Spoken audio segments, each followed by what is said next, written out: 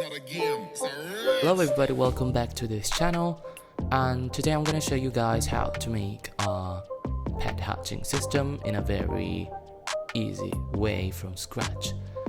So first of all, we are gonna need some pets, right? So I'm just gonna get some from the toolbox. So I'm gonna get these ones. They are quite a lot, so I'm not gonna get all of them. I'm gonna get let's say the cat, the chicken, the crocodile, and the fox. Yeah, because I like these. So these are the ones that I chose for this tutorial. Okay, so as you can see, they are quite huge, right?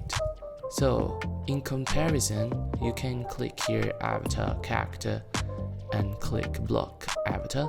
This is the actual size of a Roblox player.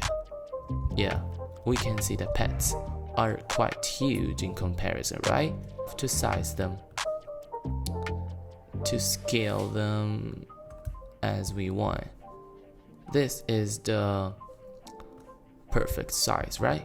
Maybe a little bit smaller. Yeah, this is perfect. So now we have the pets, and we should create a folder, right? So we are going to click create a folder, call it pets, and drag these inside the folder. Okay, so after this, you have to make sure that the pets have a primary part. Seem to not have a primary part. Yeah, it doesn't have. So you have to set this to make the system work. So first of all, we are going to set the primary part and choose perhaps the part that is the body or the head, you know, but actually it doesn't really matter, but it is recommendable to do so. So I'm just gonna do it really quickly just to show you guys, you know. Okay, so then we are gonna drag this inside the replicating storage. So now we have the pets, but we are also needing an egg. This is fundamental, right? So we need an egg. I'm just gonna choose this one really in a random way. So this one looks good. So I'm gonna name this base egg, but you can do as you want. Okay, so this is the base egg, and make sure that it's anchored so it doesn't fall down and bad things will happen. I'm just kidding, okay? Then we are gonna need a proximity prompt. So this will be like the button when you are close to the egg and click E, or just press the button and start the system. Is gonna hatch the egg. Okay, so after this we can pass to the script inside of the system. So add a script inside the server script service. Name this as you want, like hatch system. Anything is okay. So then we are gonna make the rarity system, like the chances for the pets to be hatched, you know, which are the rarest, which are the most common, you know, all that stuff. So first of all, we are gonna do local pet chances equals to brackets and brackets again, and let's see what pets do I have. So cat, a chicken, a crocodile, and a fox. So make sure that the name of the pet you are gonna put inside these quotation marks match exactly the name that you have here. Okay, so like cat, then comma, and you choose the percentage of chance, you know, but make sure also that all these numbers total up to a maximum of 100 and to make the system work. Okay, so like the cat, I'm just gonna say 70%, maybe 65. Okay, 65% is the most common one. Then just copy and paste because it's much faster. Chicken, 20%, and crocodile, 10%. So we have 65, 85, 95. It's perfect. We got fox, 5, right? Everything adds to 100, right? If I did my math correctly. Okay, so afterwards we have to make the actual system. First of all, I'm gonna make a system that is gonna choose a random pet. Okay, choose random pet, and local random number equals to map.random 1 to 100. Local counter equals to 0 for info in I pairs, pet chances 2.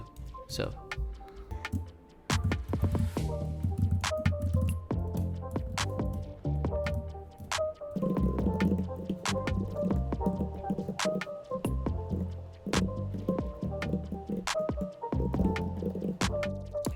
I'm not gonna explain exactly how this works, but basically it just chooses a random pet and it's gonna return its name.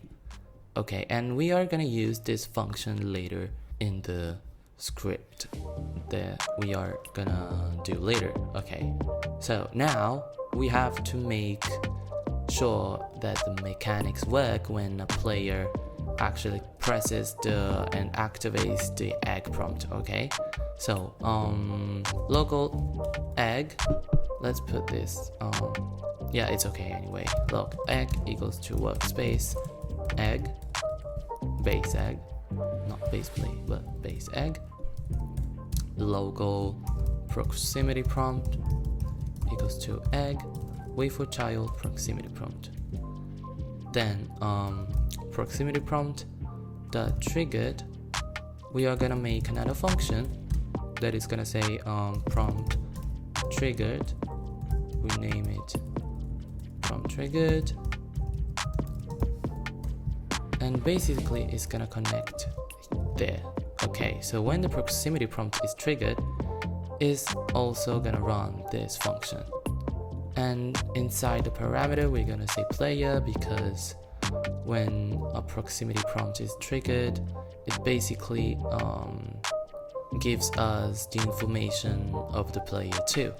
So now we are gonna do local chosen pet name equals to choose random pet function, this function.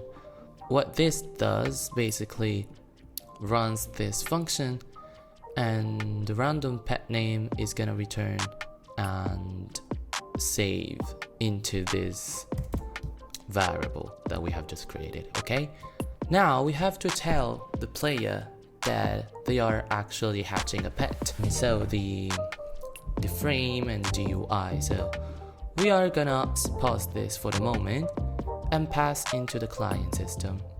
So inside the starter GUI, we have to create a screen GUI. Let's name this hatch egg hatching, let's say. Okay, and add a frame here, looks good. And I also recommend to use a plugin, yeah, this one.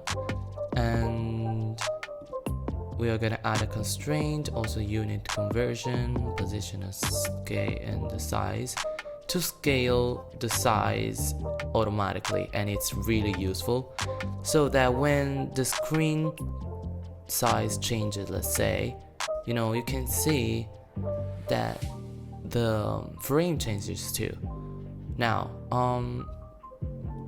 I think the constraint isn't actually quite useful here. Okay, this looks good. So frame, then text label, let's say hatching, I don't know, hatching text here. I'm not gonna customize it as beautiful, you know, but I'm just gonna do a really easy customization. So let's say roboto condensed,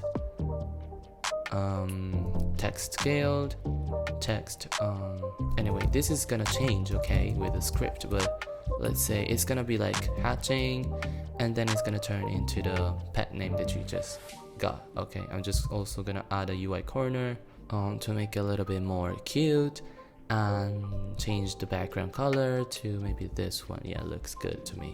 So this is gonna be the frame. Maybe I'm gonna make it a bit smaller, I don't know, like this perhaps, and also gonna scale this text label. Yeah, now it's fine, and we can turn the visibility off now. So we have our frame and our GUI. We can pass into the local script now. So we are gonna add a local script inside the started GUI. Name this X system. You know, the name of it actually doesn't matter, so you can choose name as you wish, that you want, that you desire. And here we are needing actually the passage of a remote event. So let's create a remote event too inside the replicated storage. Add remote event and name this egg hatching. Okay, so we are gonna create a variable. So local event equals to game the replicated storage wait for child egg hatching. Okay, so now we have the event variable, event dot on client event connect, and we are making a function here too. So local event triggered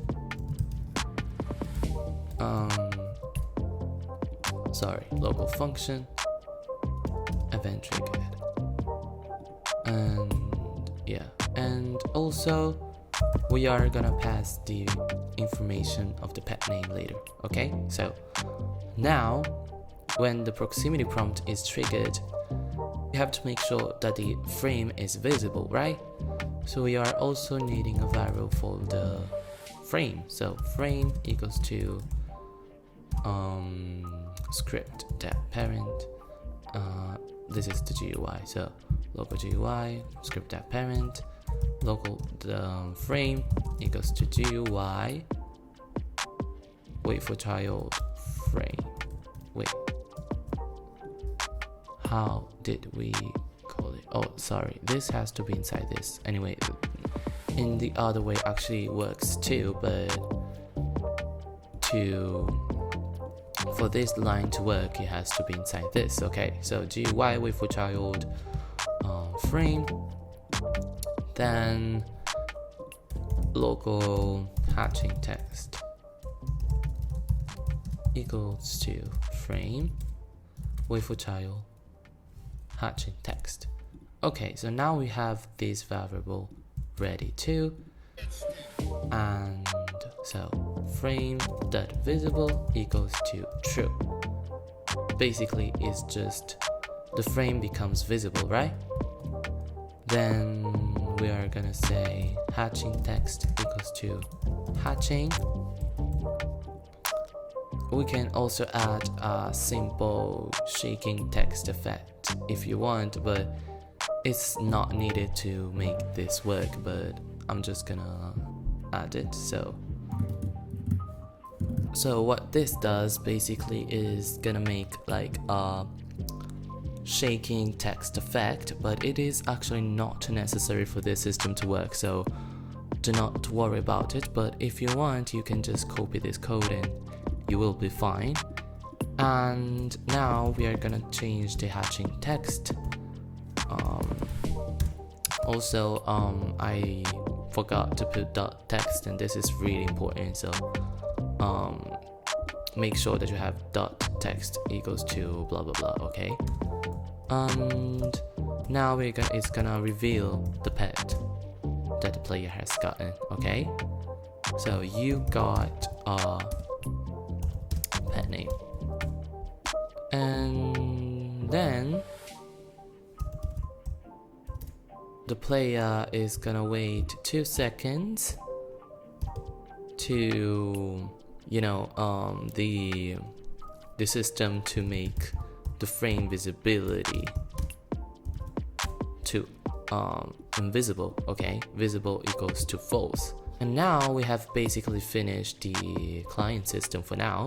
And let's pass to the server side again. So after this line, we have to activate the remote event, right? So we are gonna add another event. I mean, not another one, but we are gonna add another variable because we haven't done this for the server side yet. So game.replicated storage egg hatching. Okay, and we are gonna fire client to the only player who is triggering the prompt, right? And we are gonna pass the information of the chosen pet name. Then we are gonna wait 3 seconds so that the client side has finished and the pet was revealed, right? We are actually gonna spawn the pet. So local pet, let's say, equals to pets folder. We don't have a pet folder variable, so we are gonna create one. Equals to game.replicated storage wait for child pet folder. Pets. Yeah, pets. Find first child, then the pet name. What was it called? Chosen pet name. Yeah. So then we also gonna need the character, so of the player, equals to player the character, or player the character added wait.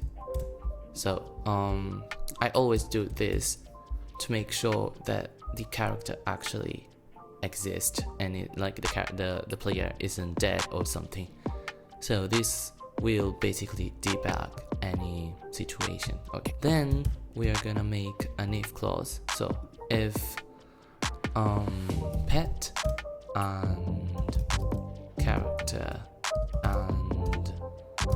character find first child humanoid root part. So this will make sure that inside the character there's a human root part, and it's gonna make sure if it's an actual player. Okay, and not only because we are needing the humanoid root part, you will see. Okay, so local pet clone, we are gonna clone the pet, then parent this inside the character of the player, and we are gonna place the pet clone beside the character of the player. So let's say spawn offset equals to cframe dot new 2 - 1 2. So basically it will be like slightly to the side of the player, but you can change this number. We will see how it is gonna be. Okay, so then pet clone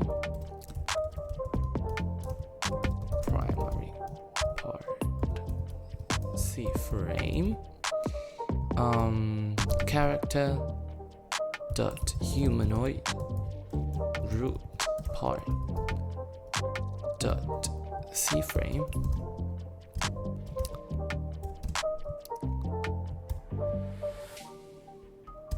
Spawn offset.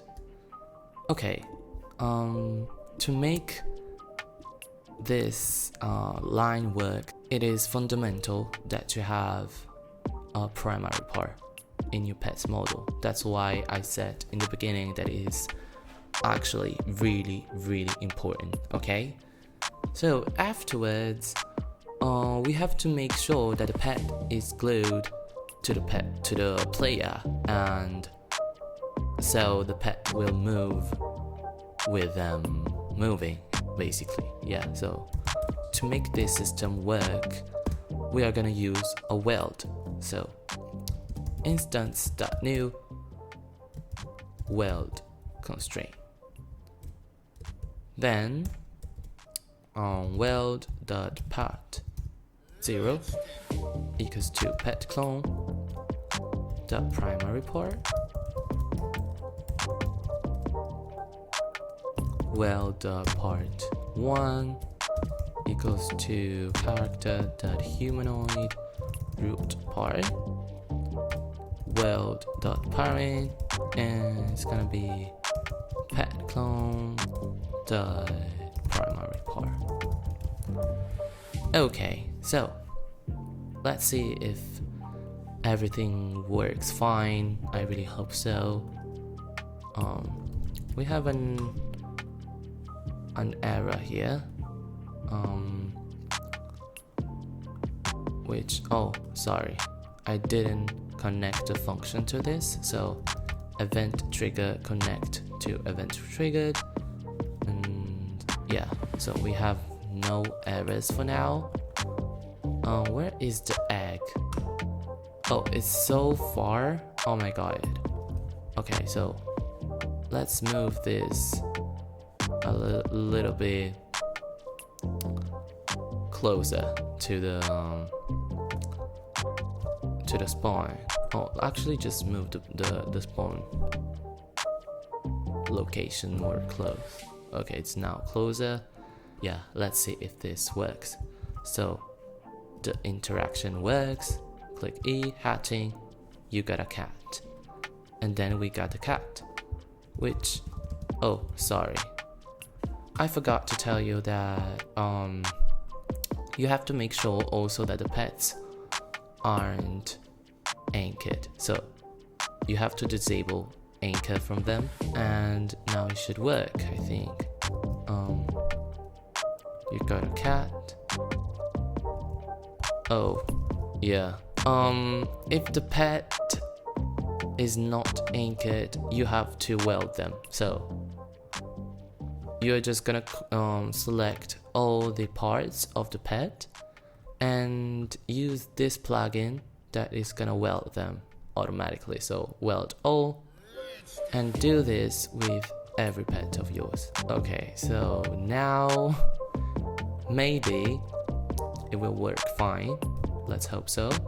You got a cat, and yeah, it moves with me, but I don't know why, but the cat isn't looking in the right direction.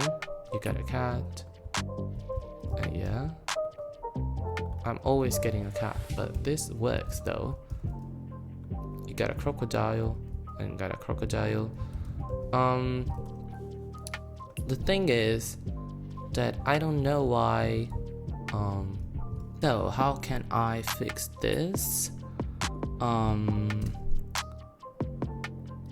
So let me see how can I fix this. Okay, so I added this code that basically is gonna rotate by 180 degrees the pet, and now it should be looking in the right direction. Yep, so yeah, now it works. But of course when you get another pet, it's gonna overlap, yeah, like this. If you want a part 2, I'm gonna make a part 2 and I'm gonna show you guys how to make an inventory system, like where the pets are, you know, saved into their inventory system, and I don't know, whatever you want. I'm gonna make part 2 if you want, but this is it for this video. It's a really easy and simple hash system, and I hope you enjoyed, and make sure to subscribe and click the like button. Yeah, see you in the next one.